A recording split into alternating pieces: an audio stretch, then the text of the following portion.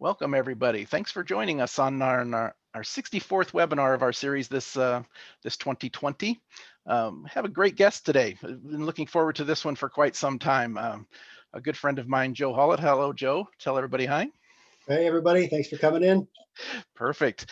Joe's a busy guy, and he just got back from a Trans Am event in down at COTA in Austin, Texas. So we'll chat about his Trans Am weekend a little bit. What Joe's going to talk about here is tips from a pro data guy. We have just a great lineup for the next 4 or 5 webinars that we're going to do, and one of them is going to be Joe, where he talks about, he's been doing this for a long time. We're going to get a little into his history and some of the stuff that he does, and how does that work? How can some of those techniques come across and end up being very, very valuable for somebody like our typical user here in that has been attending these webinars. So looking forward to that. So it's going to be a good time. If you have a question, make sure that you plug it into the question and answer box, and look forward to taking some of those questions and answering those with Joe. Let's start off with a quick poll, though, as we do sometimes here. I'm going to launch the poll real quickly. The question is what Aimsports hardware do you own and use? Select all that apply. It is multiple choice. There is an other box down below if there's something that is not on that list. I did have to, they only give us 10 here at Zoom, so it's sometimes it's a little hard. If you have something that's not on the list, hit the SmartyCam/other, and then follow it up in the chat box with what other equals and what your other stuff is.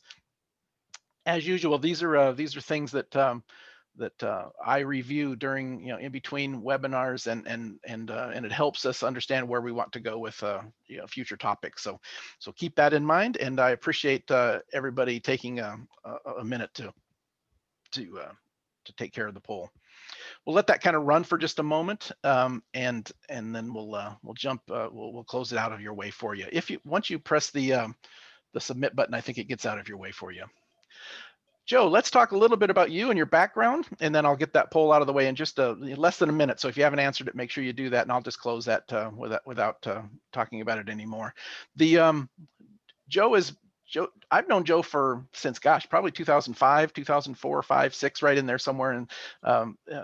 And Joe has a company called Digital Competition Systems, sells a bunch of different products, a huge AIM supporter, big in sales early on when our first automotive products really started. We're going to chat about that a little bit as we go. But Joe, give us a little bit of background, starting with some of those bullet points that are on there, a little bit about you, what you're doing these days. We'll get into your history a little bit deeper in a moment. Well, currently in 2020, 2021, my plans are Trans Am. Obviously, I run Tommy Dreesy for Burton Racing. I have a effort in IMSA LNP3, IMSA Prototype Challenge. I have a 4-car effort next year in that. I'll be back with Trans Am again in 2021. Looking forward to that. We've been close to championships several times, but just can't seem to get it. We'll just keep trying until we do. Same over in IMSA. It's I guess if it was easy, everybody would do it, right? Yeah, there you go. There you go. Expert in AIM and many other systems. Joe's known by most people in the industry that a lot of people he works with as Motec Joe. Joe, you spent some time with Motec early on, and you left and got to be an AIM dealer shortly. Give us a little bit of the story behind that. I started as an intern in Motec somewhere around '89, and I worked a couple of years there as an intern before being hired on as full time. And if I could sum it up in a phrase, work the job you have to from 8 to 5, and the job you want to from 5 to 8. So that's what I did. I built wiring looms. I'd get off my first job, my regular day job, and then I went over to Motec and I built harnesses and learned the programming and did all that until 8 or 9 o'clock at night, and then went home and started all over again. So after a couple of years, I was hired on full time, and never looked back. It's a life sentence, guys. If you're going to chase this data configuration, programming. Once you get in, there's really no getting back out. You just the passion for motorsports and running cars around on a circuit. It's there's nothing else like it. There's every day I thank the Lord that I've got a job that I really, really enjoy doing. Never once have I said, I hate this. I'm not going to do this anymore. I've been doing it 30 years now, and I absolutely love it. I may have had one of those close moments one time. I was at Barber Motorsports Park in Alabama, middle of summer, Grand Am event. I think you were there, Joe, with another different team, and I think it was about 115, wasn't it, Roger? it was unbelievable. And I think I might have gotten close to say, what in the heck am I doing? That particular day, there were crew guys that are just tough guys. People that you want in your corner no matter what, and they were passing out and going to the care center to get fluids. It was that was my day that I probably said, holy, my laptop shut off in the middle of a download. I had it on the top of the car, and the laptop overheated and shut off. It was like, holy crap. So your background before getting into the actual workings, what kind of schooling, what previous to that, did you do any motorsport stuff ahead of that? What got you into this entire field? Well, Roger, I guess I've always been racing something since I was just a child. I mean, I grew up racing motorcycles and motocross as a child. That carried on into my high school years when I got into cars and started racing Volkswagens, building Volkswagens out on the California circuit, and did that until we finally moved up to the pro levels of Volkswagen drag racing. We were making bugs go sub 9 seconds and a quarter mile at 150 miles an hour. I had an incident at Sacramento, turned it over, and destroyed everything. So at that point, I bought my first Porsche and started driving and racing that out in the West Coast POC circuit. And it's been a good run. I mean, the job that I took, I was never going to be in racing.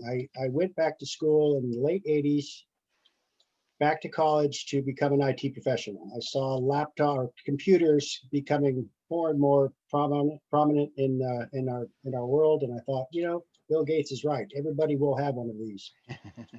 And I went back to learn how to be an IT professional, but I was still racing cars. And my biggest mistake, or my biggest blessing, if you will, in life was going to the Long Beach Grand Prix and seeing laptops plugged into the Indy cars. And I thought, hey, that I could kind of merge my direction in life and my passion. And we would go from there. We would go from there to being where I am today. I mean, that pretty much started my life. An IT background. When we were chatting a little bit earlier, I did not realize that, and that answers a lot of questions, because you're not only very good at tech, wiring harnesses and some of those things that we've chatted about or everybody knows about, but you're very good with the computers and the technical side and all of that. So that does make some sense as well. The next thing that I was interested in, and we have a wide variety of folks that are here that listen in and watch these later. I think I will start another poll real quickly, and it's I'm going to launch that poll just to give Joe a little bit of an idea. A poll we haven't done in a while. You need to pick one of these, but the question is, how long have you been using Aimsport's hardware and software? And if it's not Aimsport's, any other brands as well. What kind of experience level do you have in this world? We'll share this information here in just a moment. Everybody take a quick second to check one of those and submit it. Joe, just to kind of start walking down a different side before we get back to the poll results. One of the things that we get here a lot is we got a lot of oval track guys that chat with us, and I know you have done a little bit of work in NASCAR, ARCA, in some of those. Give us a little bit of background on who you worked with and the kind of stuff that you were doing in oval track racing. I guess started probably with Joe Vardy. He was running a engine company, Amic engines out Oh. of Carolinas. That turned into the BAM Motorsports effort, and that was really probably my first run at Daytona testing with a Cup car was for BAM Motorsports. Huh. And I remember they brought me out, okay, load the system, get it in, get it calibrated, validated. I thought, all right, everything's good. Let's put it on track. It's got my seal of approval to hit the track. They go out and they run 5 laps and they come in, and I immediately, my face just turned white. My graphs were flatlined. Every single value was a flat line. The absolute worst nightmare of a professional data guy ever, right? Ever. These guys are looking at me like, what's wrong? And I guess they could see that I was just white as a ghost. And I'll give me a couple seconds. And I went over and looked at the shock traces, and I thought, okay, they're there. So what has happened to my throttle, my brake, my RPM, my speed, gear, everything? What's gone on? Well, it occurred to me that I still had my profiles built for road course events. So my RPM might have been from 1,000 to 9,000, and my speed might have been from 0 to 200. And once I was able to realize that, oh, wait a minute, let me bring in my scaling, and then I started to see at Daytona, they don't touch the brake, so that was going to be a flat line. They don't ever lift the throttle, that's going to be a flat line. The steering turns maybe 3% at the most, and the RPM and speed will drop, a few hundred RPM and maybe 10 miles an hour at the most. So everything looked flatline, but once I got it scaled properly, it was like, oh man, it was just, it was one of the scariest moments of my career. My inaugural run at Daytona with Cup cars, and I was like, oh no. But I'm looking for a ride home here within an hour, right? Can I change my flight? Right. At least the airport is close at Daytona, right? But before anybody knew, I guess they saw the blood come back in my face, and all right, what do you got? Let me have a look. So it's funny when we're nervous and when we've stepped up a step, right? At least in pressure, and and then all of a sudden your mind is working at 1,000 miles an hour, and it takes a minute or something to, normally that would have been something you would have probably just, oh, okay, boom, boom, boom, you fix it, right? But because you're already going at 1,000 miles an hour in your mind, it's interesting how we react. And you got those engineers over there tapping their fingers on the table like, oh, we're waiting. Yeah, data track time is everything, right? And if you lost an entire session, it's just going to kill. They're going to kill you, right? That was my fear, Roger. I was just white as a ghost. Let's share this. Let's stop the polling on this one. Speaking of experience and you're one of your first experience on the oval track side, let's share the results of who is here, who's watching. And Joe, you can see it in YouTube. They don't show the panel, so I always try to talk my way through it a little bit so we can watch it, people watching later. The question was, how long have you been using Aimsport software and hardware? And the number one reply was 20%, 1 to 2 years. That's the largest group. Fill in pretty much underneath that though, 4 to 5 years at 18%, 15 plus, what I always call lifers, right? 15 plus at 16%. So a pretty good size group there. And then the brand new user through the 6 month, if we add those up, there's 16% for people that are 1 year or less. So a fairly new group of folks with some grizzly veterans pushed in there as well. So gives you an idea, gives everybody else out there an idea who's watching these. And then I always like to use those as new topics, future topics. So thanks everybody for taking that. We'll have one more as we go through and dig in a little bit deeper. So the other topic I kind of want to start with before we get into some technical stuff was the picture that I've got there in front of us. There's the Ford program with the Robertsons. It was something that I knew that you were doing, and I'm just an endurance lover of endurance racing, and you were a big part of that program with their data and their smarty cams and some other things, and got to go visit Le Mans, made a podium presentation, finish there. Give us a little bit of story behind those Fords and kind of what happened, and maybe a little bit about the Le Mans trip and some of the other racing you did with them. Ford program, I think I started right around 2006 and ran through 2011. They were the 2006 Ford GTs designed by Doran. And back then, Roger, video was really in its infancy. I think the system that actually had a couple of year head start was Randy Chase out in California. You'll remember the old Chase Cam. And then AIM answered the calling to build their own, and we actually ran the original Smarty Cam for probably four years. We ran the AIM Smarty Cam, the original gray cased unit. Bullet looking unit. Yep. And when we did get the opportunity to go to Le Mans, the Italians joined us from AIM. They drove over and got to stand with us on the podium, and we had a really good time. In fact, the SmartyCam GP was still in prototype, and they actually installed one on the car just before the race. And with their own battery source, they didn't want to interfere with any of our wiring as we were getting ready for an endurance 24-hour gruel. They didn't want to have any issues, so they ran their own private battery source for that camera, and that we ran 2 Smarty Cams for the entire 24 hours. So nice, and ended up with a well-earned podium position, right? How was that as a guy that's coming from the States? Did lots of Daytona 24 hours 6 stuff times, like Roger. Never had the opportunity to stand on a podium. So my last run in Le Mans was a podium run. Oh, so there you go. Nice way to end up my efforts there. How have you done it the 24 hours of Daytona? Have you had some winning efforts there that you've crewed on? Nothing, no wins, no watch. There's no watch here. So. You still got your Casio, right? No. Yeah.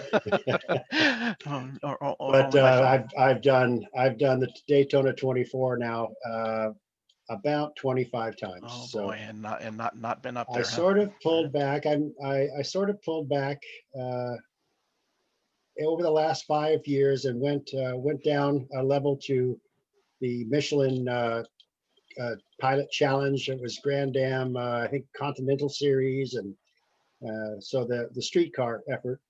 And we didn't run the 24s. We always were support classes running on a Friday, and that was a lot of fun as well. I felt like I had been in WeatherTech or IMSA, ALMS long enough that been there, done that, got a T-shirt, and I wanted to go and look at some of the other opportunities and series. And it's face it, the 24 hours is grueling. You're going to be awake for every bit of 40 hours from the moment you wake up the morning of the race, go start the race, do the 24 hours, then get to podium or tear down and get packed up.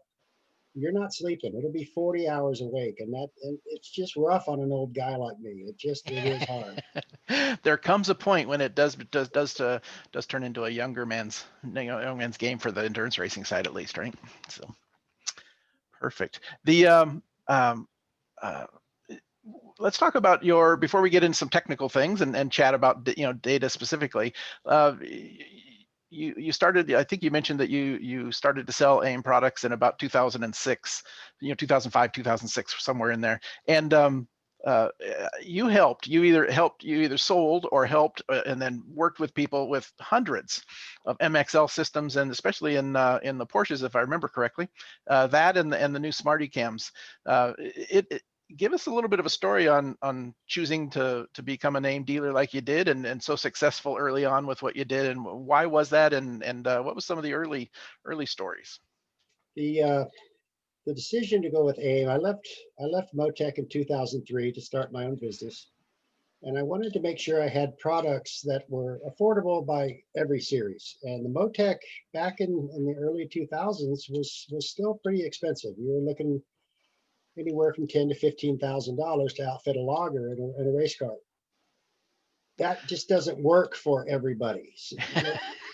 So, pro guys, yeah, there's budgets, there's sponsors. You can easily get that budget, but the guy that's racing SCCA club level, there's no way he's going to put half the value of his race car in a data system. So I went to Mike Janes out in Lake Elsinore in 2003. We had our first meeting, and I really loved the MXL product. If you'll remember that, the very first MXL.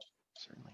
And I took that and ran with we were running Porsche Cup at the time, and those were 996 Cup cars. The early ones, the 996s, did not have a data system in them. They were just factory gauges. It was mostly a street car with a roll bar and fire bottle and a racing seat.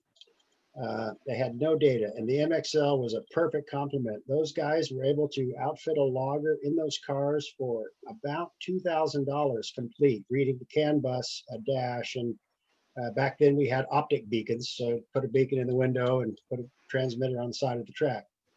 But that came with the system even. Yes, everything Yeah. included. And it became a really good seller for me. In fact, I'd have to check with Mike to be sure, but I would guess somewhere between 50 and 100 units into those Cup cars. In a short amount of time. In a very Roger, I still see them. Those cars are over, Yeah. running in HSR or SVRA.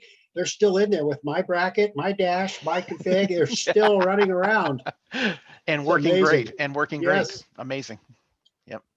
And then of course then the SmartyCam comes along behind that, and you sold a bunch of those, worked early on that, and not only installing those onto those cars with MXLs, but attaching them to other data systems as well. I know you were a big part of helping us figure out the connection to have SmartyCams work in the Fords, right? In the Le Mans program had a Yes, different data system, but had the I remember SmartyCams. we had at the Ford GT.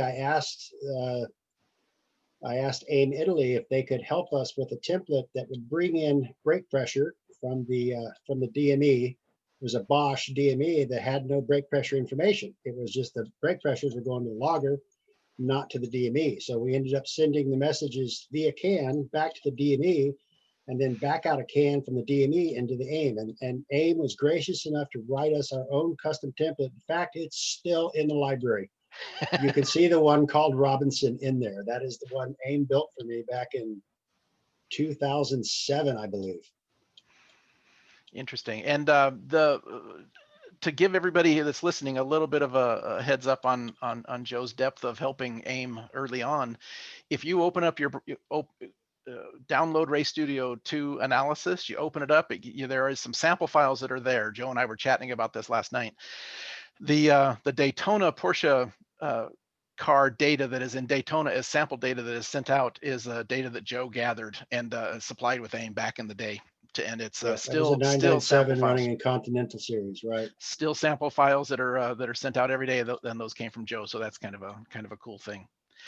Let's kind of pivot just a little bit. I'm going to go ahead and share just some data, just so we have it in case we choose to go there. The Joe, sensors. When you're out there and you're working, and now we're transitioning, and we're going to start chatting about your experience as a pro in this business. Been here for a while, a day or two, and what sensors are critical asset of everybody that's come on here that is in this world with a lot of experience. What do you need to have in order as a data guy to help somebody do what they do? What sensors are important to you? I guess you have to start at an entry level. There's 6 channels that I like to have for a baseline of any logger, but the higher level of expectation, the higher level of series motorsport will require more significant technical sensors. But for anybody starting out, there's 6 channels that are a must, and that's the RPM of the engine, the speed of the vehicle, the throttle position being applied by the driver, the brake pressure being applied by the driver, the steering input being applied by the driver, and gear. I mean, with those 6 channels, I really can see a really good view of what's going on track, lap after lap after lap. And we have some folks that maybe just don't have a ton of room, right? Channels, maybe it's an older system or something with no expansions, and they end up limiting themselves to to maybe 4 channels, and RPM being a digital channel is not one of those. But they always, of course, want maybe some engine stuff too, oil pressure, water temp, and so then you're down to a couple channels. And if you had to make your and I'm going to put you into choosing a hierarchy here of driver inputs, what's more important.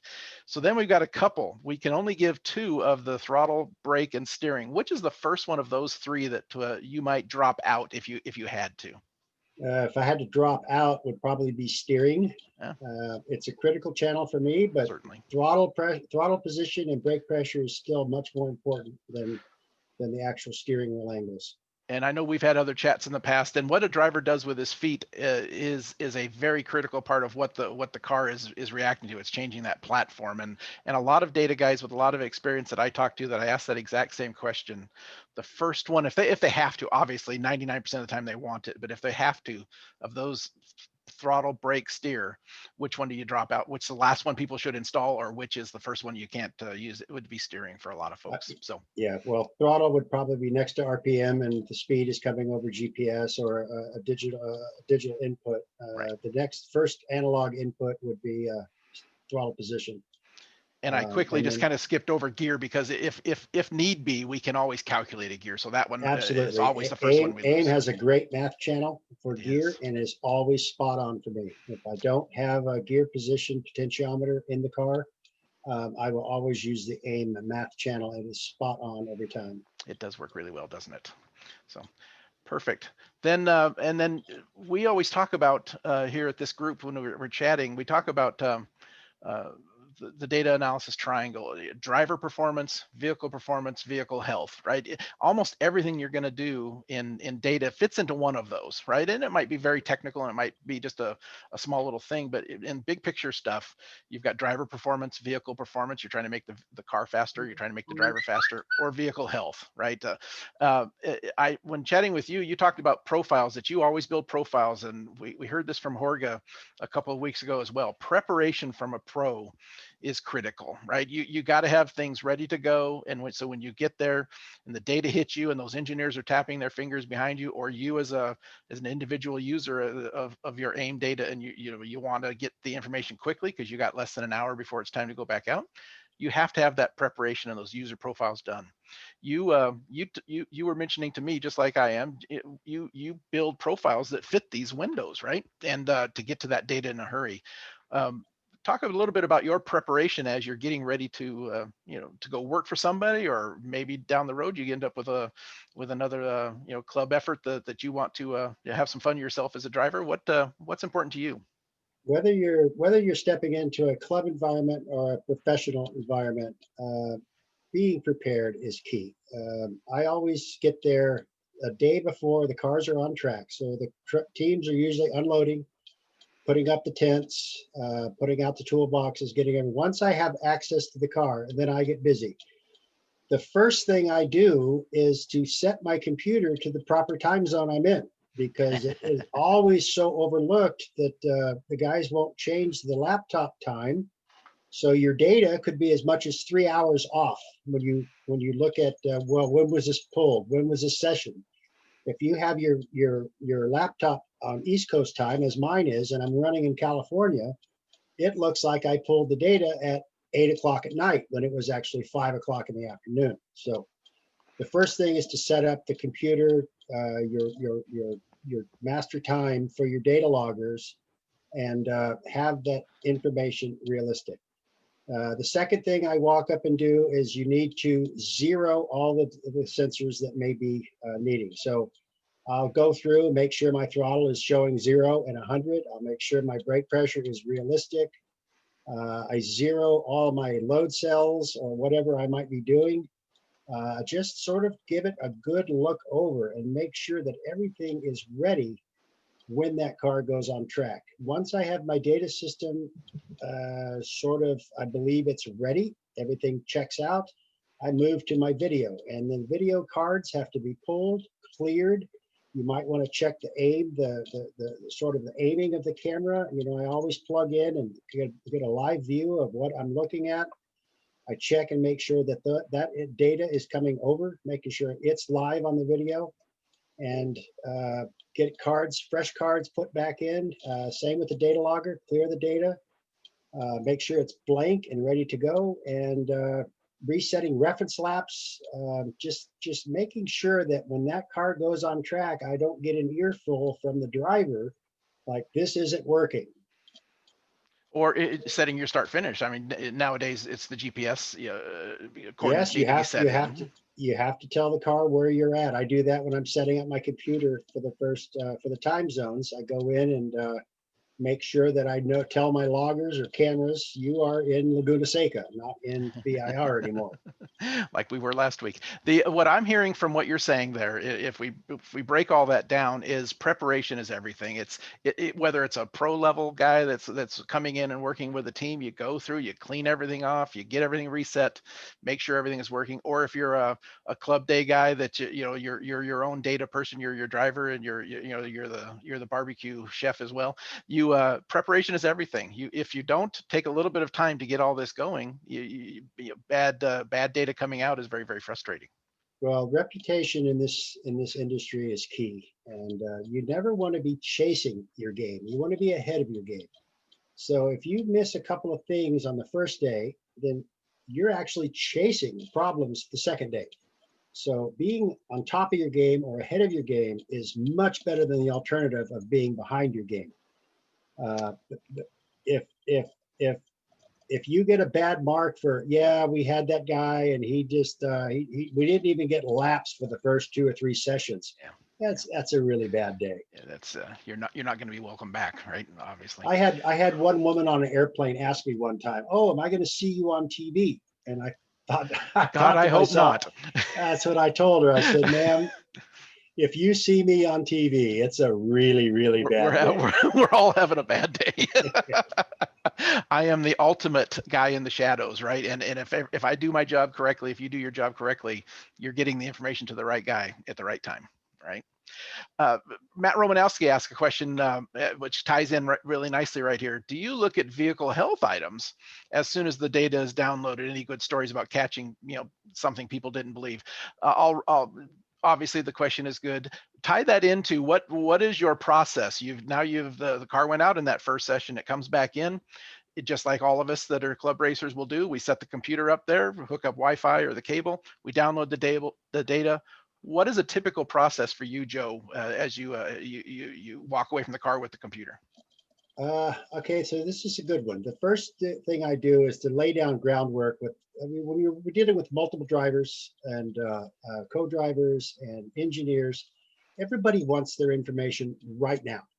So I set down ground rules that when the car comes back off track and in the car or under the tent, I need 10 minutes. I don't want any interruptions. I've got to pull data, clear data, pull video cards, replace video cards. If I got somebody in my ear and pulling me sideways, chances are I'll forget to put a card back in the camera. So no interruptions for 10 minutes. Then I go up into the lounge with my Trans Am team. We have engine guys, we have suspension guys, we have the drivers, we have the engineers. I set up, mostly importantly would be vehicle health, starting with the engine. And that's the first guy is we have an engine builder from ECR. So Earnhardt Childress Racing, builds our engines. He's the first guy to sit down with me, and we just go through pressures, temperatures, anything that is related, lambda mixtures, everything that could possibly affect the performance of that car. Once he's satisfied, it takes about 10 minutes, and then he's out the door, and then my suspension engineer comes in. Before you move on, though, there's probably a reason behind what you're doing there. It's because of time to fix too, right? So that engine stuff, if you find there's an oil pressure problem, that may take an hour or two for the guys to dig in, figure it out, swap it out. So you've gone to that one first because of a timing thing, how much time it takes to fix it and how critical it is. And you're not going to move down the track very far with a window sunroof in the top of the block. So you've got to make sure you've got everything right.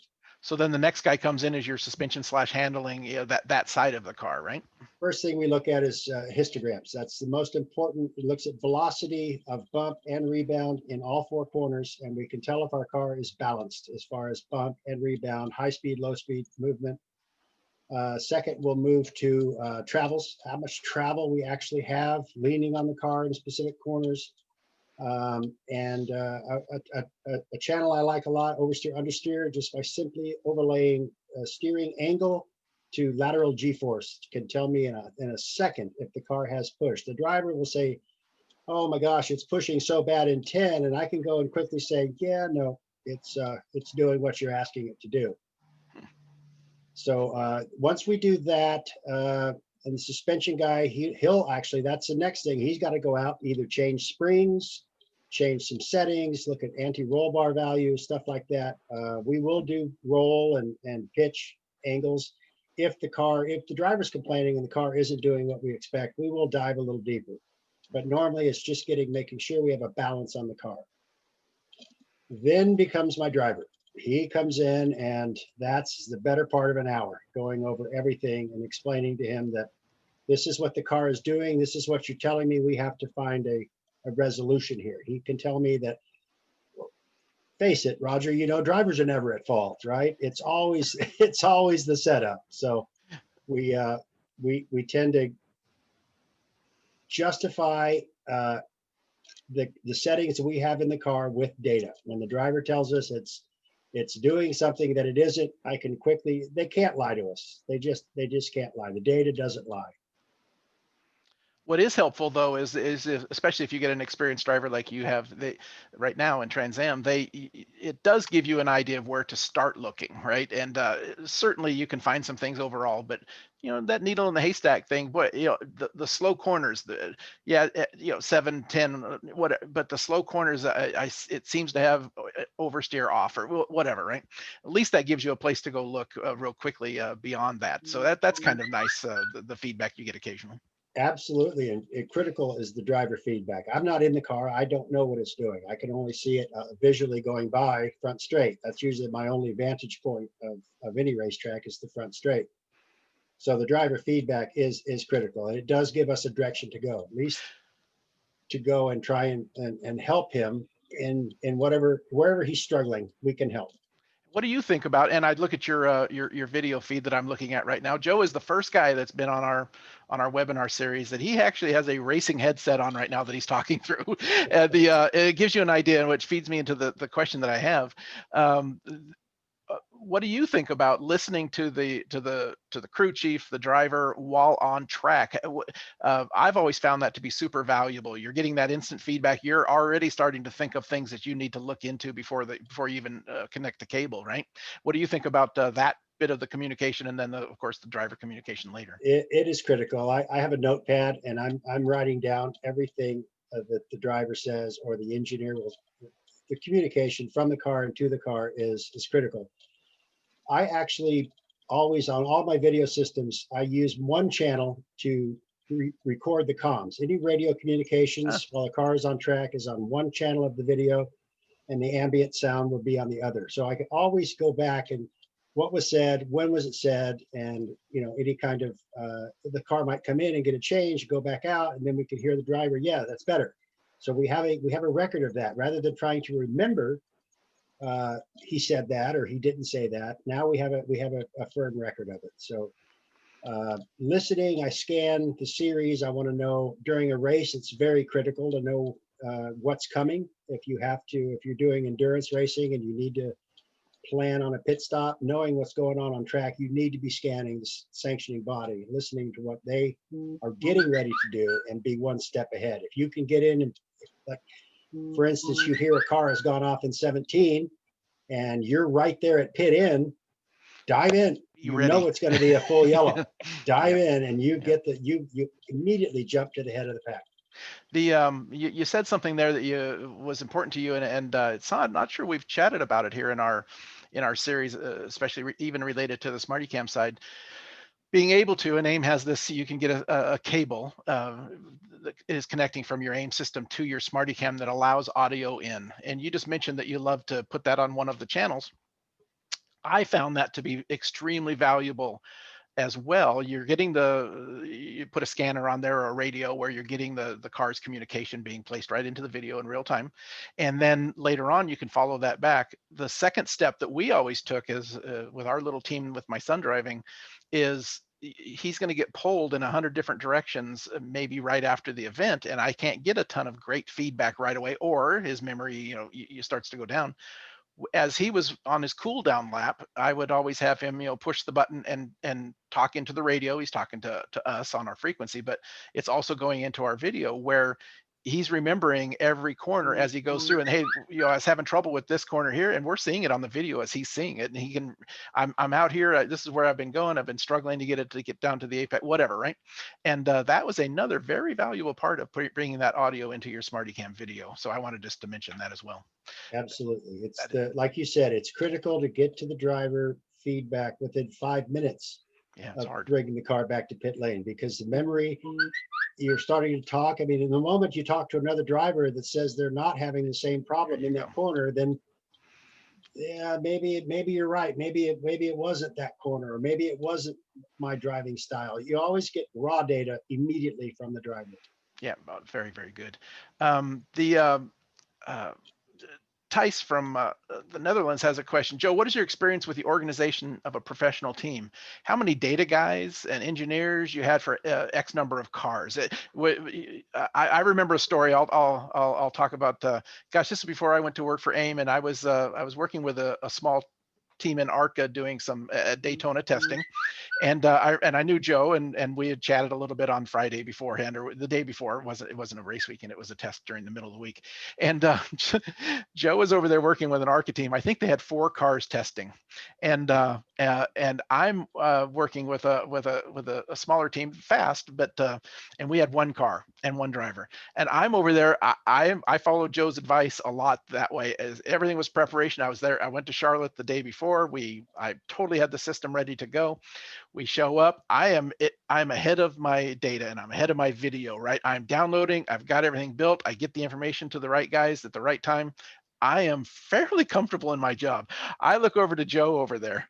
He's in like 2 stalls down in the garages, and he's working on 4 cars, and his hair is up. He doesn't have even time for a cigarette or a cup of coffee, although he's trying.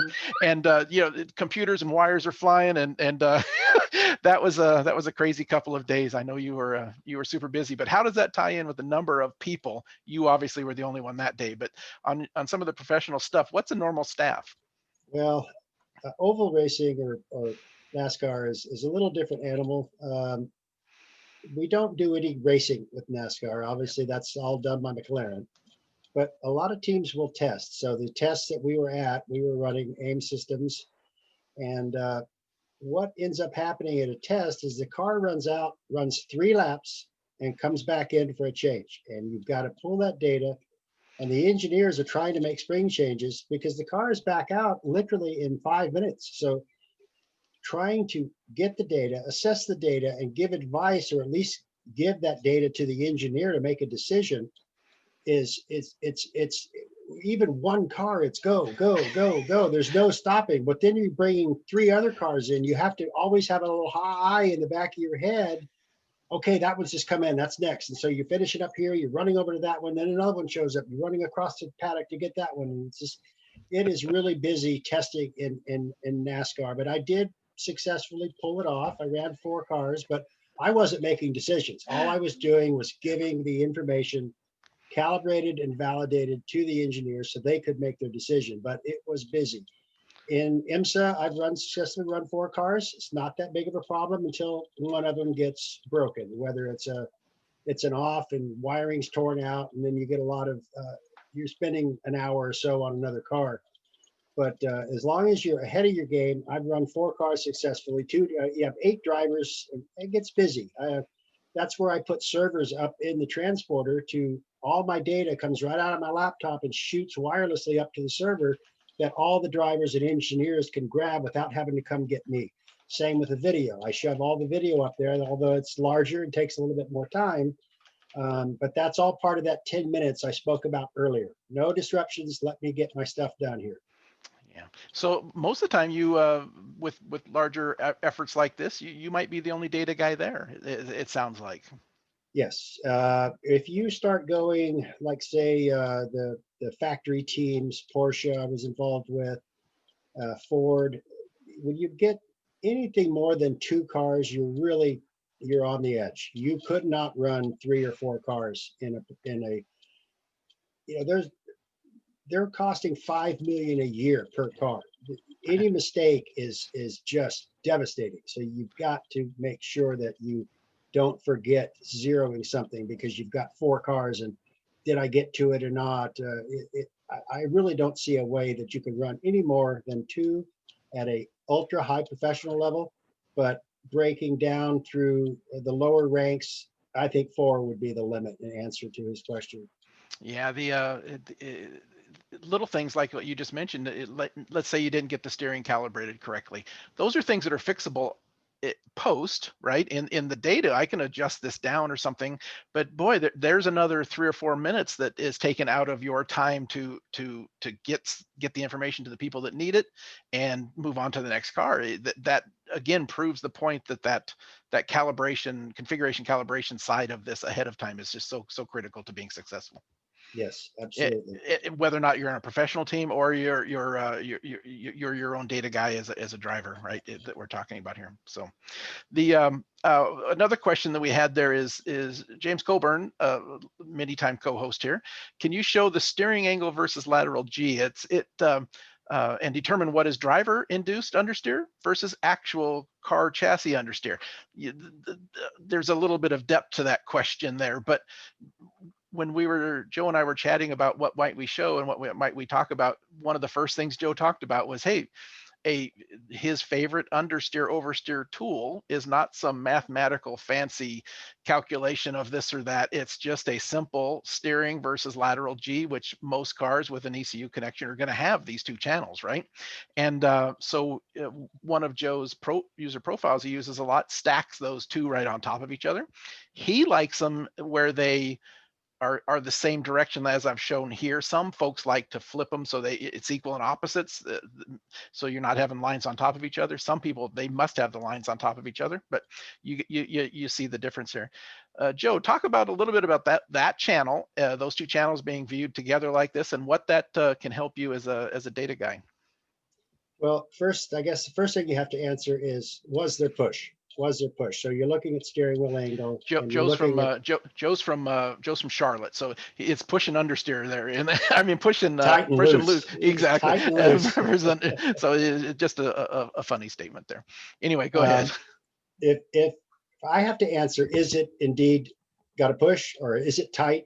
A loose condition or oversteer is real easy to see immediately. Just you're looking at the steering going one way and then the other.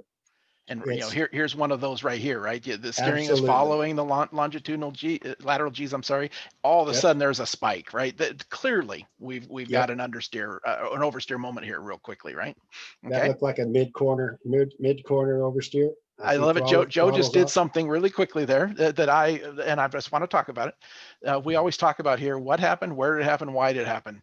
It's not good enough for Joe or any other data guy to say, yeah, it's got an oversteer moment there. He immediately turned into, why, right? Yeah. And well, I honestly, I would have to say it's braking induced at this point. That looks like a braking trace on the bottom. Throttle's off. Yeah, so that's the way I set this data screen up, and let you answer this in a second, Joe. But the driver, the red one here is throttle. The black one is brake down here at the bottom. So the driver has come off, and if I put that right to the end of that, yeah, it's sitting there still kind of. And then as soon as he transitioned, this is a Global MX-5 Cup car, so it's definitely 1 foot brake throttle, right? And then so there's a little bit of time gap. Then the driver taps the brake just a little bit here, and that's when things start to happen, right? And on this particular one. So I thought that was a great example to kind of show what was happening.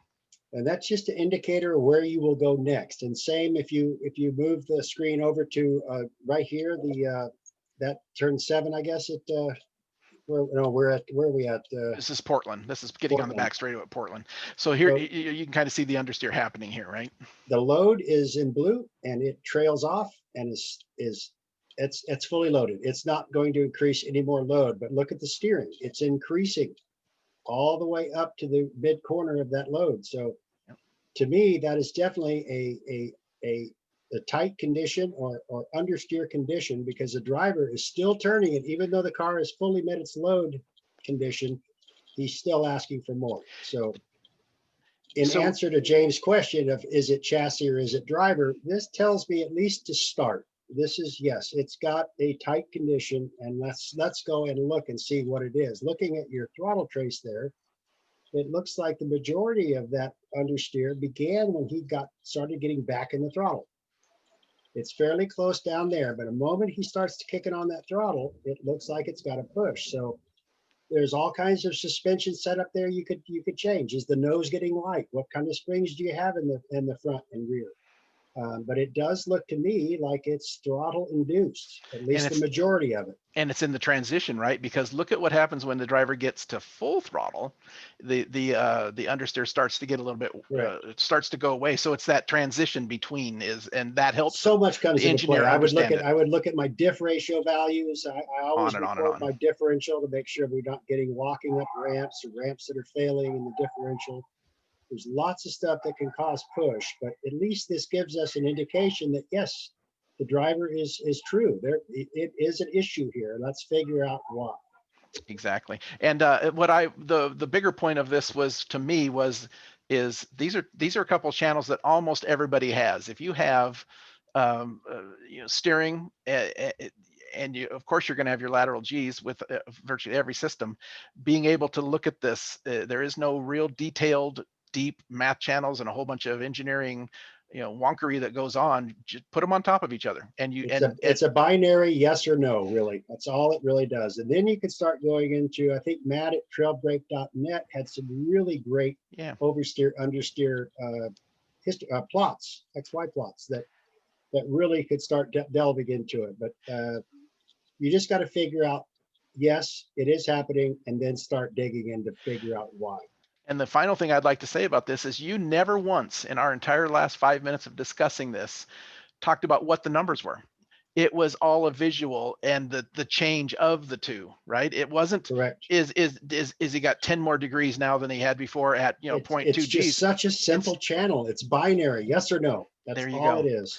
You kind of scale them where they fall on top of each other, and then and the difference between one's gaining and the other one's not. That's really what you're looking for. It's not very super deep, right?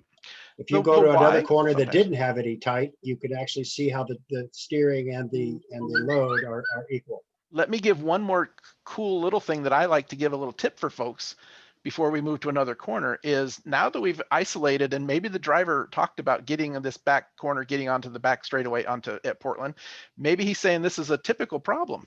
Well, here's another neat trick that I like to do. I'm zoomed in, I've got the channels where I want them, the channels are on that I want to see, and then I come down here to my test laps toolbar.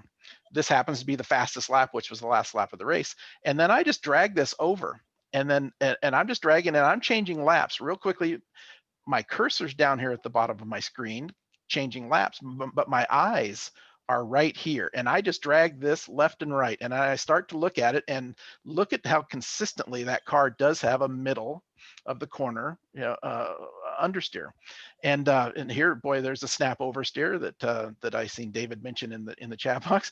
And but I love to be able to just zoomed in on one corner and look at it over multiple laps really quickly by doing this. It is consistently doing the same thing in that corner all the time by looking at multiple laps. So not having to load laps on top of each other, just grabbing that bar across the bottom and moving it. It's one of the reasons I like to use that test laps toolbar and leave that open.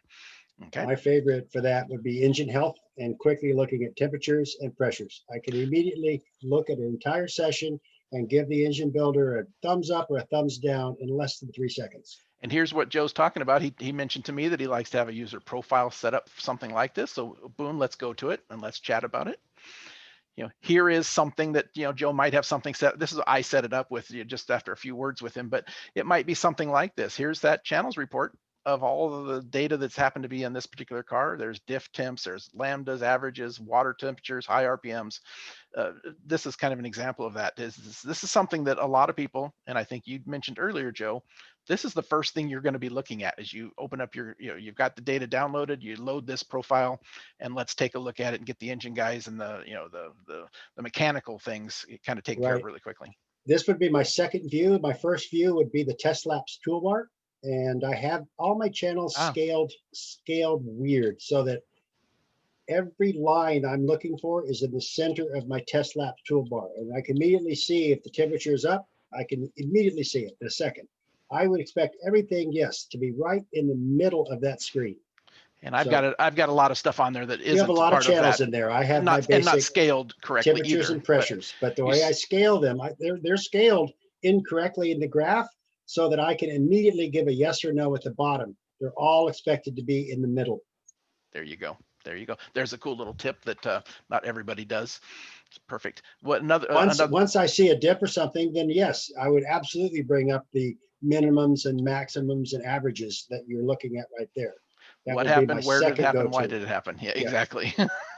What is this dip on lap 3? And I can quickly go to lap 3 and see that, yeah, we got down to 25 PSI of oil pressure when I pull it over. Should have had 40 or better. Yep, there you go. Okay, a great tip on how to get there in a hurry, right? Perfect. That's my job. I have engineers on my backside immediately. They want to know now, and I have to be able to give them a thumbs up or no, we got a problem. Exactly. Perfect. And then so you walk through the mechanicals as we just did. Then in your case recently with the different with the Trans Am team, it's suspension, because that's a critical component in that particular form of racing, and probably all.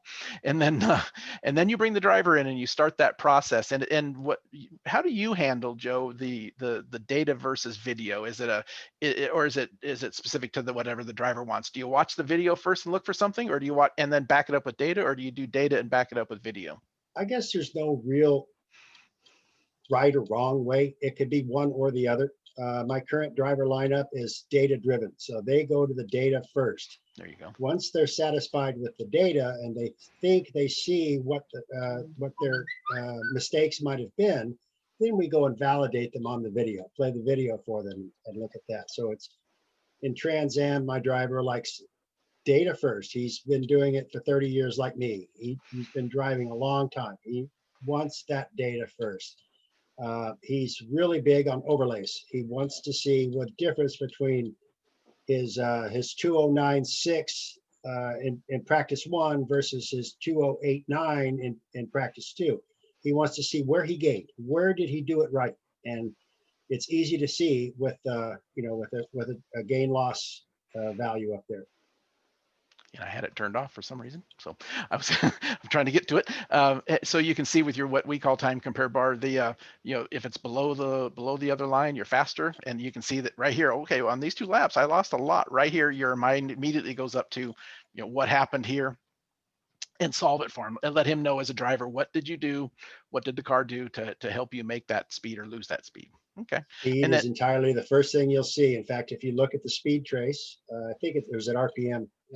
Speeds on top, RPMs down below. Yeah, the speed differential. There's that big loss that I see right there. It looks to be probably 5 miles an hour difference on the speed trace at that loss. It's kind of funny, but I had not looked at this all that much, but certainly not these 2 laps. These are totally random. Almost looks like he put it into the wrong gear, trying to leave, and then he had to upshift to get the thing to accelerate out. The RPM is way down here at 1700 RPM lower than the other one at the mid corner, and you can see by he put it in 5th gear instead of 3rd gear. It looks like just happened to find that. Wasn't planned. Oops. So this entire problem here. We could probably do this for a living, Roger. You think? And so things like that, once you start to see it, it just jumps out at you, right? So yeah. Let's start up one more poll. We just got a couple more minutes, and I got one more question that I see in the question and answers that I'd like to maybe jump in with. I'm going to launch this poll really quickly. when analyzing your data, what functions do you use the most? We're talking to the folks out there. Joe's already has showed us a little bit about what is important to him, what has worked for him in his professional data analysis. That's multiple choice, so you can pick 2 or 3 of them. Don't pick them all, but pick the stuff that works for you. The uh, a couple of questions I'll just kind of clear out of here real quick. Is there a support group to help you get out of motorsports? David mentioned that early on. David, you're a lifer just like Joe and I, so nope, you're here. So it's that's not going to happen for you. One of the quick ones that I'm going to turn off one of these laps just to show it a little bit clearer for everybody real quickly. We showed real briefly the quick, where we put 2 laps on top, two channel values on top of each other. It's all about these views buttons up here in the upper right-hand corner. When you select the middle one, you get the choice of where you put those with these little numbers. If I were to select the far right one, everything gets its own spot, or the first one, everything's on top of each other. So for Joe, that's how you overlay one channel. We have a bunch of videos that talk about that process of figuring that out and putting using these views. So, but that's kind of a cool one. David asked, would it work with the same with GSUM trace? We were talking about at the time that question came up, we were talking about this overlay. It would give some false information. Joe maybe can help me if you want to, Joe, about GSUM. Some people love to have the GSUM, but it's kind of a standalone channel. This is you're really looking for is the side force versus the steering input, the lateral versus the input. The GSUM would give you some false information here. Yeah, you're taking into account a channel that isn't really related to the tightness or looseness of the task car at hand. Yeah. What I would use a GSUM is an absolutely valuable channel, but when I'm looking for maximum grip, I've had drivers that say, yeah, I'm just hanging on. It's going to step out anytime. And I can look at a GSUM immediately and say, yeah, either yes, you're right, you're there, or you're not even within a half a G of doing that. And it usually does take a spin to be able to know the threshold of your setup and your tire grip. But once you have at least one step or spin, that in the Continental cars is usually about 2.2 Gs. They're done. That's it. There's nothing more to be had. If you beyond that, it's definitely going to spin. Yeah, there you go. GSUM it's another tool in the toolbox. It just happens to not be oversteer, understeer. A great tool for that. Right? AIM has a great nav channel for it. In fact, I believe it's in the default setup. It is. It is a critical channel. I'm going to share the results of this poll, and then we'll take Andy's question, and then we'll start to close this out a little bit. The poll results for when analyzing your data, what functions do you use the most? Measures graph, kind of the core spot for most data is the squiggly lines, right? And 92% of the folks use that. Second place on this one here is channels report. We showed an example of that just a little bit at 65%. Right behind that, 62%, the time compare bar, a piece of the measures graph, right? So you have that, so that's all set up. The next one, split reports are always a pretty popular thing as well at 50%, and finally 42% use math channels. So and then a good chunk of other things as well. Thank you for giving us some ideas on the polls. I appreciate that very much. Let's stop. And to the audience, I agree with those completely. Yeah, there's exactly measures graph to a channels report to a time gain loss, and then if you're not doing suspension's pretty high up there for me, but not every car has been outfitted for those sensors. So. And Andy's question, the last one we'll take before we kind of start to close this out. Andy Whittle asks, later in the process, Joe, do you go looking for issues that nobody is asking about? And like, wow, look at the noise in the voltage trace, or look at the voltage dropping. Bigger picture of that question is, okay, you've got your engineer, your engine guy, your suspension, you've talked to your driver, and now you've got that 15 minutes before the car goes back out. What do you how much 15 seconds? I'm trying to give you a little bit here. I don't want you to start getting a twitch during our talk. What do you do? I do if I have time. A lot of times at night at the hotel, I can spend a little bit more time when I don't have any distractions of cars on track and drivers throwing fits and coming in and out of the transporter. I get me time. Let's call it me time, and then I can actually go in. But it usually, in answer to the question, I would see it or I will hear it, and I want to know more about it, and then I'll dig a little deeper. But at the track, especially if you've got 4 cars and 8 drivers, Yeah. you just don't have the time to dive deep and really start spending time on it before you're pulled in another direction. And that's where those channel reports and some of that stuff that's automated, that's giving you and warning you that something is a little bit off. That's why Right. preparation early on to set all that stuff up where you don't have to go dig for it. And if it gets out of a window, you know, right? Absolutely. It's telling you. Build your alarms and your RS2 analysis. It's placed in there to build your alarm. So it immediately pops out at you when you're looking at it. Exactly. Perfect. Let's jump back to the presentation and start to kind of wrap this up a little bit. It's been great chatting with you, Joe. When we asked Joe if he could come in here and chat with us, it was right away. He said yes, and I appreciate that. And I knew we would just have a good time chatting about data. Well, I gotta say, Roger, I gotta thank Aim. Mike Janes took a gamble on me close to 20 years ago, and the whole company has been fantastic. Enrico, all of the boys back there, Emiliano, and all the guys that work hard back in Italy. And then I've formed such relationships with people like yourself and Matt Romanowski and Peter Krause and all the people that are pounding the track pavements out here in the U.S. I wouldn't change a thing. Honestly, I love what I do, and Aim is very large in my quiver for sure.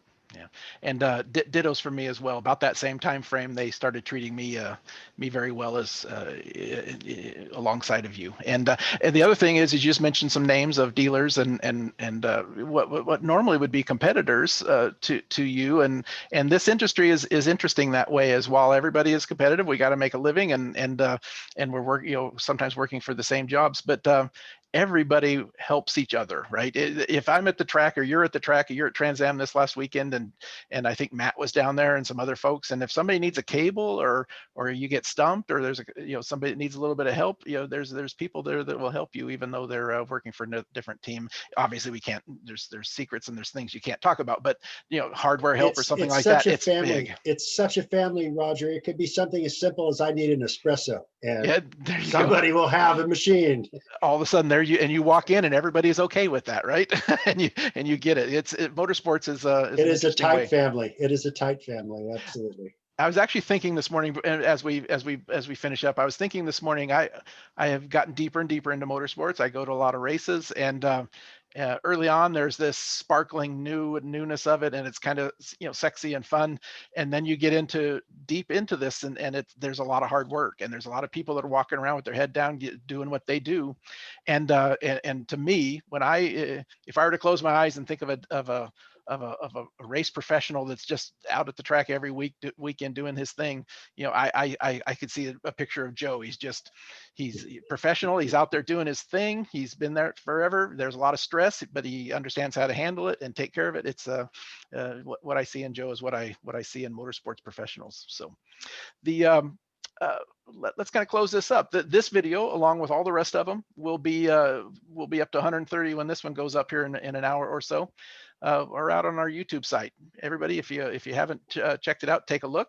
There's a ton of other things out there other than the webinars we've been doing. There's a search bar there when you get into the AIM data web page there.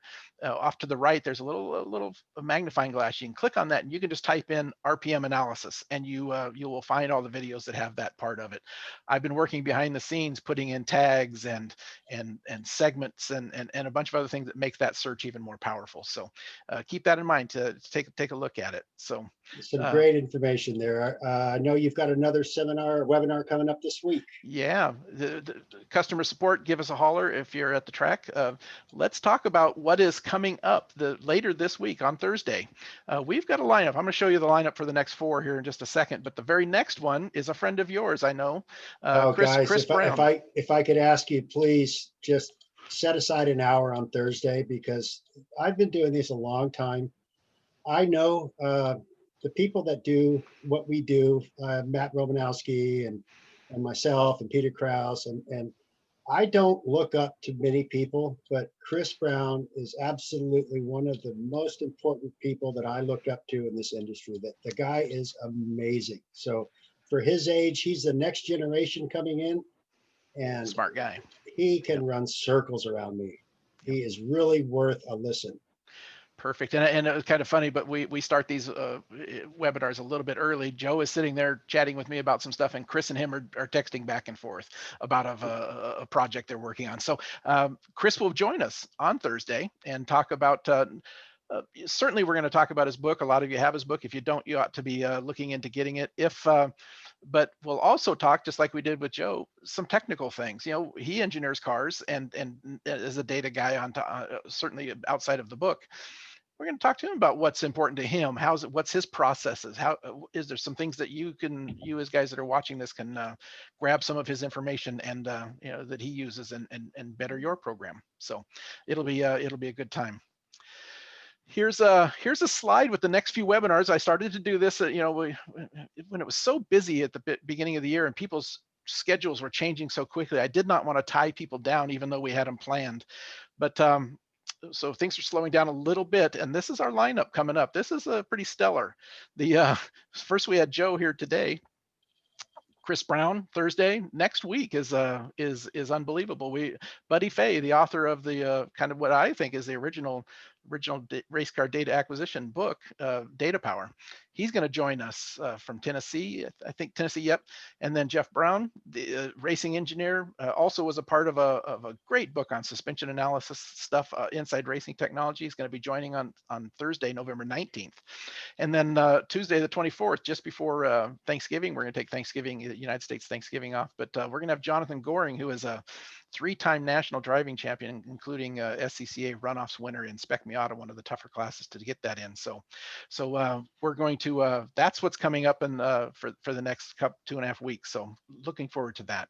So everybody please join us and share this. We're gonna try to get it out on social media as best we can. Let everybody know that these next 4 guys are pretty impressive. Hopefully everybody can be here live for it. So the contact information, Joe has just given a bunch of real great information. If you want to get a hold of Joe, chat a little bit more, look into some of the stuff that he offers, overboost@earthlink.net is his email address. He's got a website that covers what he does. It's digitalcompetitionsystems.com. Make sure you visit Joe. Drop him a note. Thank him for being here, and let him know that you might need something from him in the future. That would be great. Joe, we're going to close this up now. A little bit more. Anything else that you think you wanted to cover that we didn't get a chance to? No, just if any of the audience is thinking about following a motorsports career on this side of pit wall, data is a good way to go. It takes a couple of years to become proficient, but the software is free. The sample files are free. Just download the software, open up the sample files, and just start learning. It's once you if you start out and it seems so overwhelming, close it, come back tomorrow, do it again. And what you learned today will be easier tomorrow, and you go farther. The more you use the software, the easier it is to actually start manipulating. And there's not a whole lot of guys in this industry that actually are very proficient at this. The job openings are immense on this side of the industry. If I tell people all the time, any 20-year-old kid can do this with 30 years experience. A great line to close us out. I appreciate it, Joe. Thank you very much for doing this. I know everybody else is thanking you in the chat box, so appreciate it. Maybe we set aside another a day in late in December, or late in January, when we come back and we do more, as we're kind of leading into the new season. Maybe we'd have some more fun. I know I had 8 or 10 more questions that I did not get to that I think everybody would enjoy listening to. So I would love to come back. Thank you. I have all the time in the world for you guys. Thank you, Joe. I appreciate it. Thanks everybody for coming. Look forward to seeing everybody here on Thursday with Chris. It'll be a great time. Talk to you guys soon, and have a great rest of the day. Take care.